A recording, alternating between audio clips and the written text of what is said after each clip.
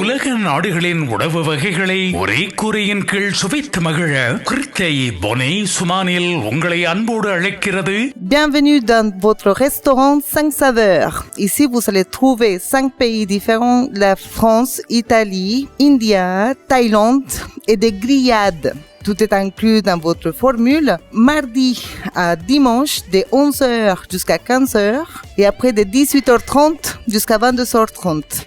Ne manquez pas de venir goûter. பிறந்த நாள் மற்றும் குடும்ப விழாக்களை கொண்டாடி மகிழ 300 இருக்கைகளுடன் கூடிய விசாலமான விருந்து மண்டபம். Le restaurant 5 saveurs à Bonneuil-sur-Marne, 4 avenue des 28 Arpents, 94 380 à Bonneuil-sur-Marne.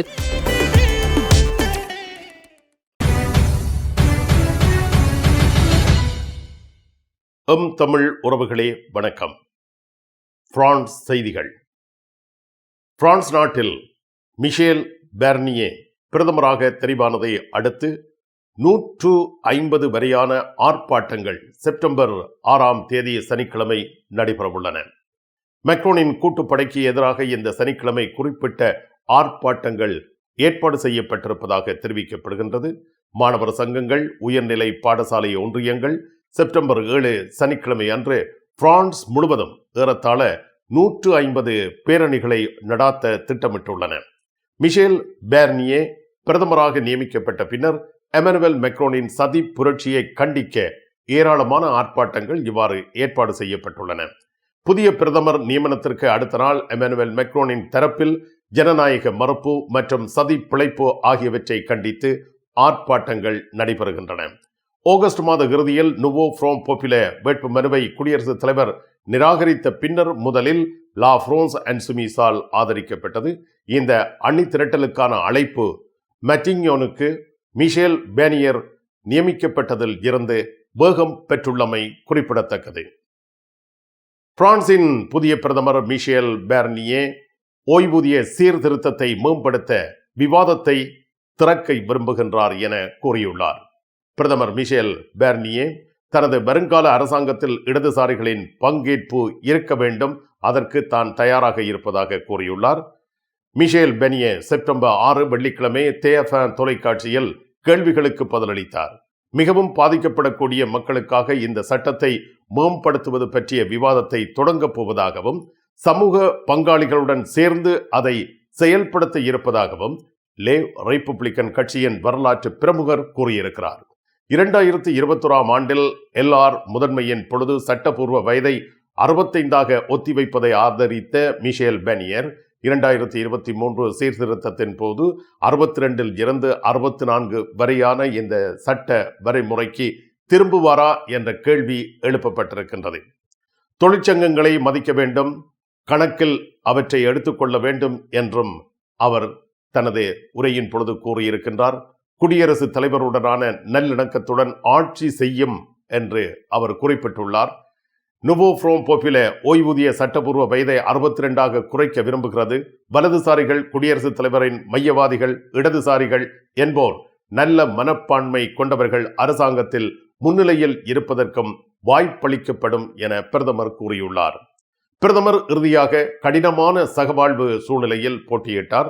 அவர் பிரான்சுவா மித்ரோனின் கீழ் அமைச்சராக அனுபவம் பெற்றவர். அரசாங்கம் ஆட்சி செய்யும், குடியரசுத் தலைவருடன் நல்ல புரிதலுடன் அதை தான் செய்ய உள்ளதாக பிரதமர் மிஷேல் பார்னியே உறுதியளித்துள்ளார். ஒரு முறைய அழுத்துங்கள் ayini.com. உங்கள் தேவைகள் அனைத்தையும் இணையதளம் வழியாகவே பூர்த்தி செய்யுங்கள். ayini.com.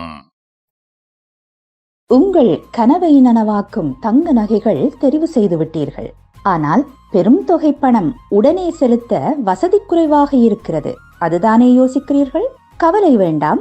இதோ இலகுவான பணம் செலுத்தும் முறை.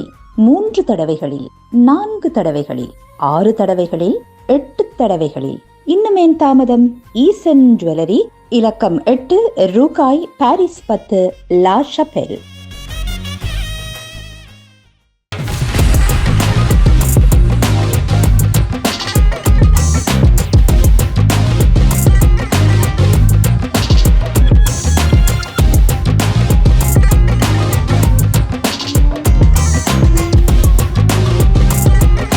Miss Tamil Universe 2024 September 27. Canada Scarborough Convention Center. Register now. www.mistamiluniverse.com.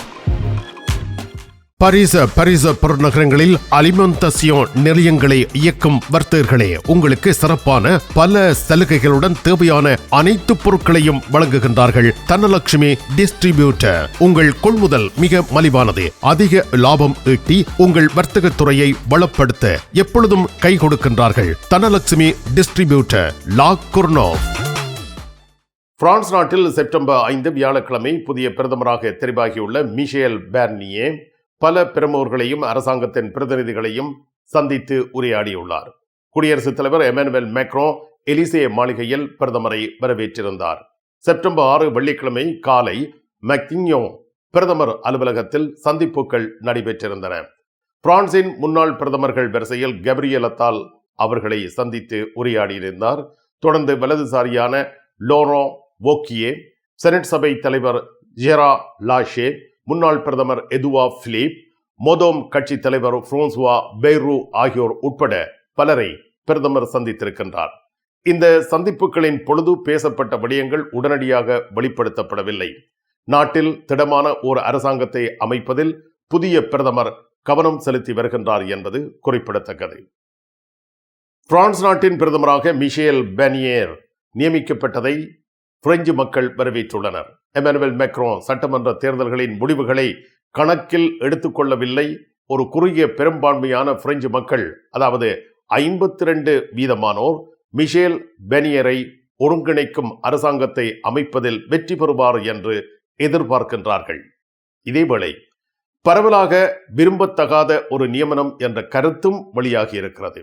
வெள்ளிக்கிழமை செப்டம்பர் 6 அன்று வெளியிடப்பட்ட BFM தொலைக்காட்சிக்கான எலாப் கருத்து கணிப்பின்படி எல்லார் மிஷேல் பேர்னியரை மக்னியோனுக்கு நியமித்ததன் மூலம் எமனுவேல் மேக்ரோ சட்டமன்ற தேர்தல் முடிவுகளை கணக்கில் எடுத்துக்கொள்ளவில்லை என்று கணக்கெடுக்கப்பட்டுள்ளது.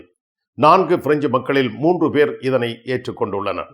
இந்த கருத்து கணிப்பெடுப்பின்படி கேள்விக்குட்படுத்தப்பட்ட பிரெஞ்சு மக்களில் 74% எமனுவேல் மேக்ரோ சட்டமன்ற தேர்தல் முடிவுகளை கணக்கில் எடுத்துக்கொள்ளவில்லை என்று நம்புகிறார்கள். மாறாக 26% எதிர்மாறாக நினைக்கின்றார்கள்.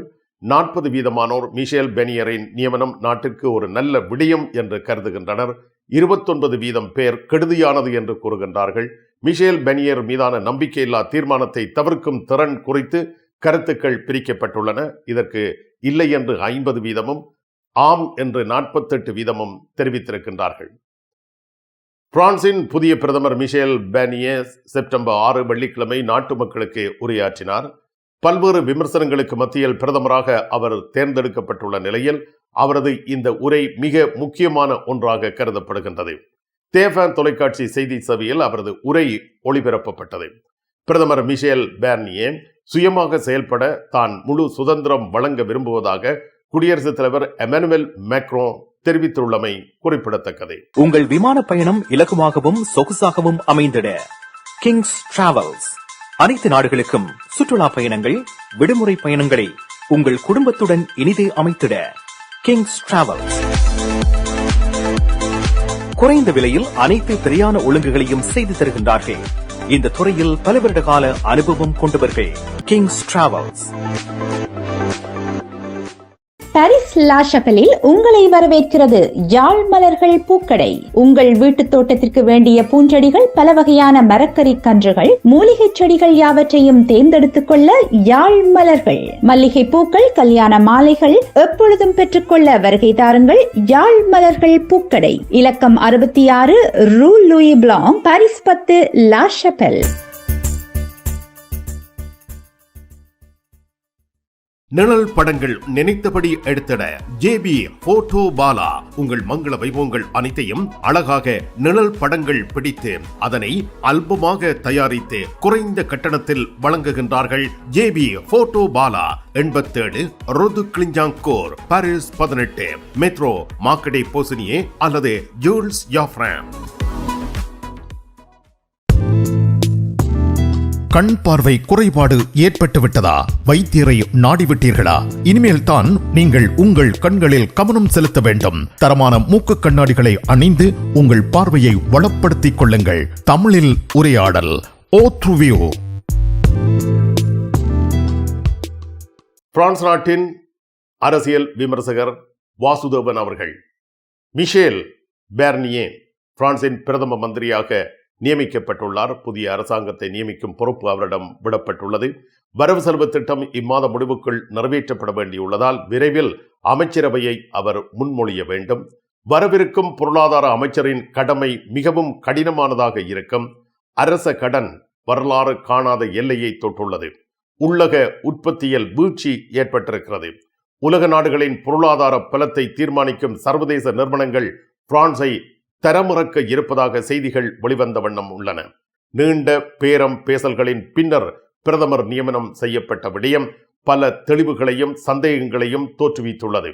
எக்காரணம் கொண்டும் இடதுசாரி கூட்டமைப்பின் கையில் ஆட்சியை ஒப்படைக்க கூடாது என்ற பிடிவாதத்தில் மேக்ரோ வெற்றியடைந்து விட்டதாகவே தெரிகிறது. இவ்வெற்றி நிரந்தரமானதா? எது எவ்வாறு இருப்பினும் தீண்டத்தகாதவராக பிரகடனம் செய்யப்பட்ட தம் அரசியல் எதிரியாகிய மரின் லூபென் அவர்களின் தயவில் தான் மேக்ரோனால் இந்நியமனத்தை உறுதி செய்ய முடிந்தது. பேரம் பேசல்களில் விட்டுக் கொடுக்கப்பட்ட விடயங்கள் எவை என்ற விவரங்கள் வெளிவரவில்லை எனினும் 2-3 விடயங்களை ஊகித்துக் கொள்ளலாம்.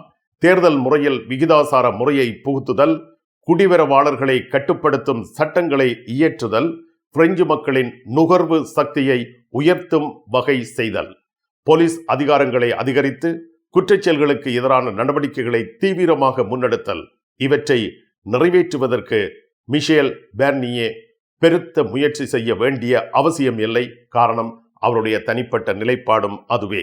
தனது நிபந்தனைகள் நிறைவேறாத நிலையில் மரின் லூபென் எந்த நேரத்திலும் மிஷேல் பேர்னியேயின் அரசாங்கத்தை கவிழ்த்து விடலாம். அதற்கு நிச்சயமாக இடதுசாரி கூட்டமைப்பு தாராளமான உதவி வழங்கும்.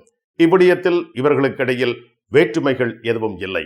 மாறாக இவற்றில் ஏதேனும் ஒன்று நிறைவேறும் நிலையில் மரின் லூபென் அதனை தனது தனிப்பட்ட ரீதியான வெற்றியாக பிரகடனப்படுத்தலாம். 2027 வரவிருக்கும் அதிபர் தேர்தலில் அவருக்கு இது சாதகமான விளைவையே கொண்டு வரும்.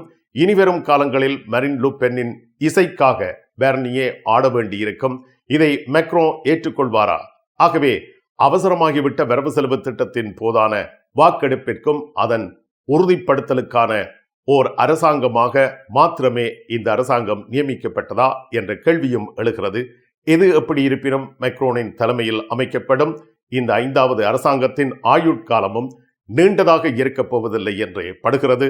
நாளை இடதுசாரிகளின் ஆர்ப்பாட்டங்கள் நாட்டின் பல இடங்களிலும் நடைபெறவுள்ளன. மக்களின் சினத்தை அளக்கும் சந்தர்ப்பமாக இதை பார்க்கலாம். இது மிகப்பெரிய போராட்டத்தின் தொடக்க நாளாக அந்த நாள் அமையக்கூடும். இவ்வாறு பிரான்ஸ் நாட்டின் அரசியல் விமர்சகர் வாசுதேவன் குறிப்பிட்டுள்ளார். எந்த சமுத்திர கடல் மீன்கள் வந்து குவிகின்றன. வாங்கிச் செல்ல விரையுங்கள். La Chapelle Ocean Indian. சுத்தம், சுகாதாரம், தரமான பதனிடுதல், நாள்தோறும் நீங்கள் விரும்பும் கடல் உணவு வகைகள் உங்கள் தேவைக்கேற்ப எல்லா ரகங்களிலும் நம்பிக்கையுடன் தெரிவு செய்ய பிரான்ஸ் நாட்டில் மிக நீண்ட காலமாக கடல் உணவு வகைகளை விற்பனை செய்து மக்கள் நம்பிக்கையை வென்றவர்கள் ஓஷன் இந்தியன். 195 ரோது ஃபோபோக் சென்டோனி, பாரிஸ் 10. உங்கள் சாரி பிளவுஸை அழகாக தைத்து தருவதில் கை தேர்ந்தவர்கள் லா ஷபெல் துதி டெய்லரிங். இன்றைய நவீன ரக புடவைகளில் இணைக்கப்பட்டிருக்கும் சட்டைக்குரிய பகுதியை அழகான சட்டையாக தருகிறார்கள். அத்துடன் உங்களுக்கான அனைத்து தையல் தேவைகளுக்கும் லா ஷபெலில் உங்கள் நம்பிக்கைக்குரியவர்கள் துதி டெய்லரிங், லா ஷபெல்.